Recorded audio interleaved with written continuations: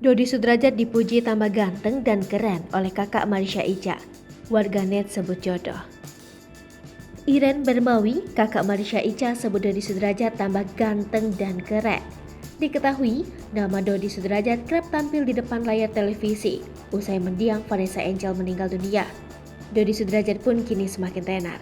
Bahkan, Dodi Sudrajat diramal kalau tahun 2022 bakal jadi playboy. Soal Dodi yang makin tenar, Iren kakak Marsha Ica pun turut memberikan komentarnya. Iren mengatakan kalau Dodi Sudrajat sekarang lebih keren. Komentar beragam pun menghampiri Instagram madamgossip.official. Diketahui, kini Iren tengah berseteru dengan Marsha Ica. Sebelumnya Iren mengaku kecewa lantaran Marsha Ica tidak menghargainya.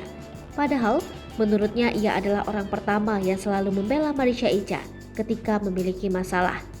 Dirinya pun mengaku justru kerap ditindas oleh sang selebgram. Selain itu, Iren juga mengaku kecewa lantaran merasa tak dianggap oleh adik kandungnya sendiri.